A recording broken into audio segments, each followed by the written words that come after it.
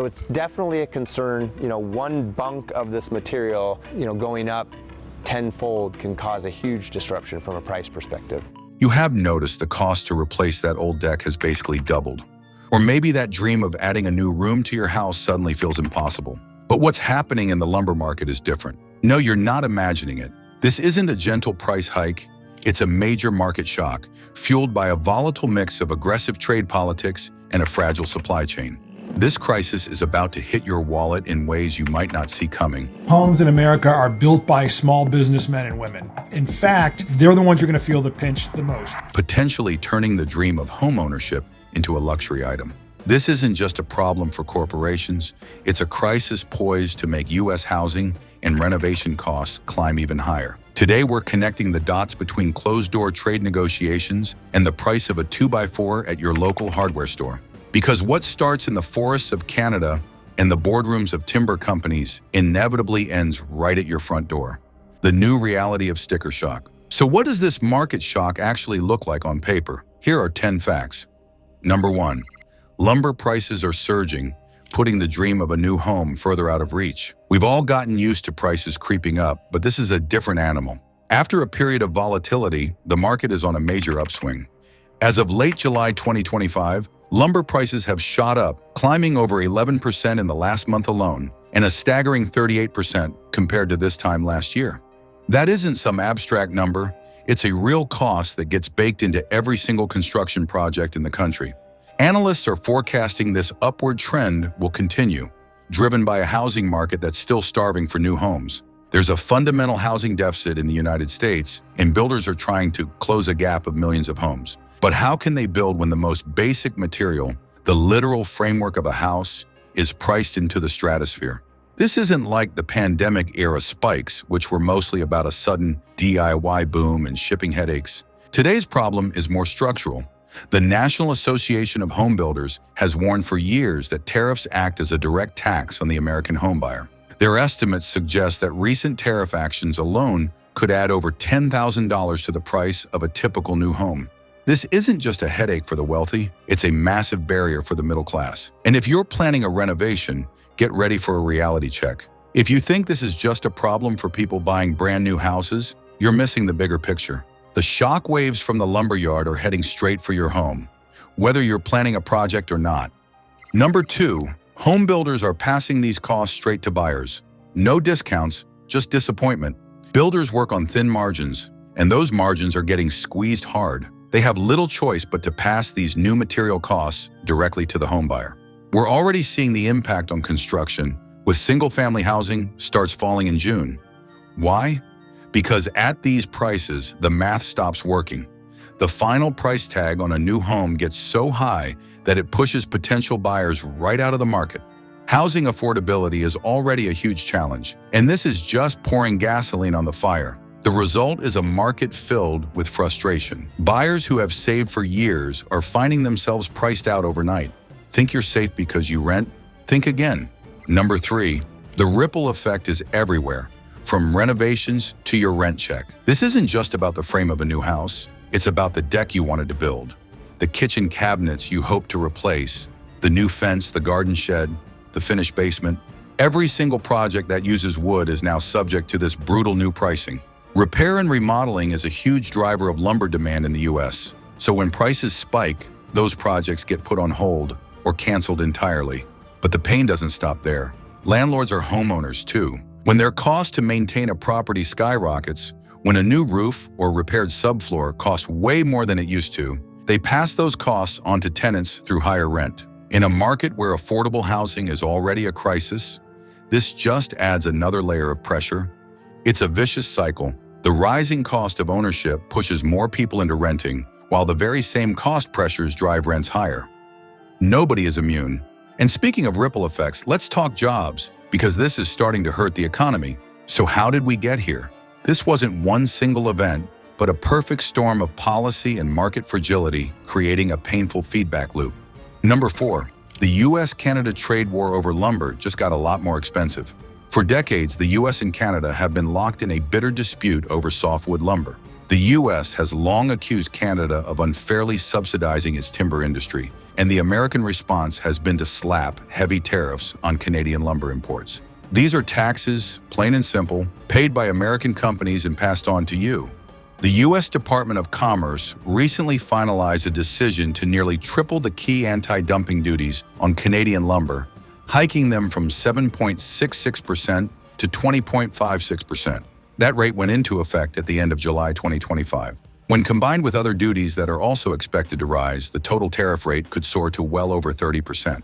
Canadian officials have called it a gut punch designed to punish their industry. Politicians sell these tariffs with promises of protecting American producers, but the reality is a direct hit to housing affordability. It creates chaos and uncertainty, making it impossible for builders to price projects and for families to budget for their future. Number 5.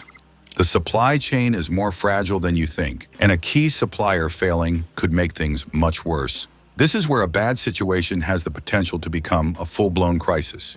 Imagine the market is already reeling from the tariff shock, and then a major hypothetical supplier, let's call them Timber Titan, hits a financial wall.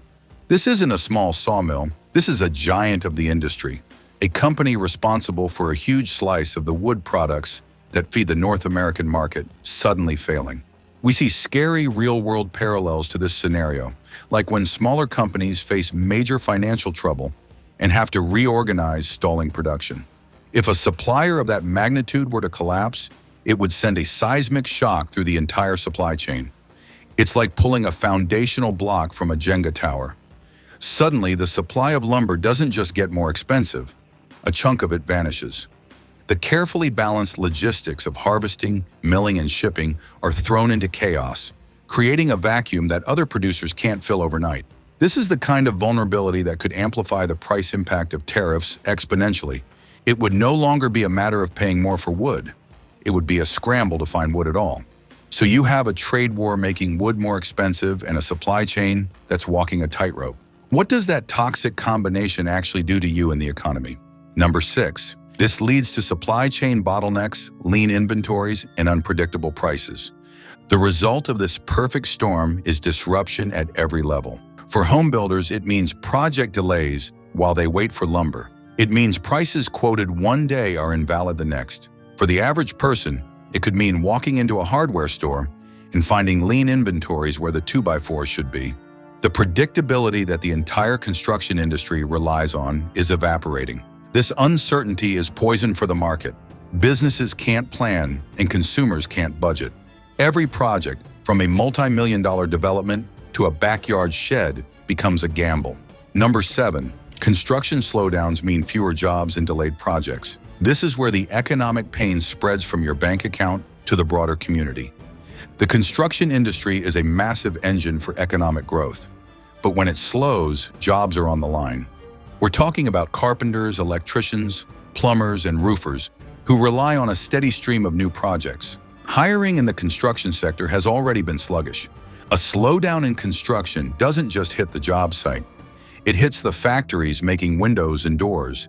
It hits the trucking companies transporting materials. It hits the real estate agents selling the homes and the brokers financing them. The ripple effect is huge, turning a lumber problem into a potential economic drag for entire regions. But hey, maybe this is all part of some grand political strategy, right? When things get this messy, you can be sure of one thing. Politicians will have a lot to say, but what they're saying and what's actually happening can be two very different things. Number 8. Politicians promise manufacturing will bounce back, eventually. Meanwhile, you pay the price today. The classic argument for tariffs is that we need to punish unfair trade practices and protect our own industries.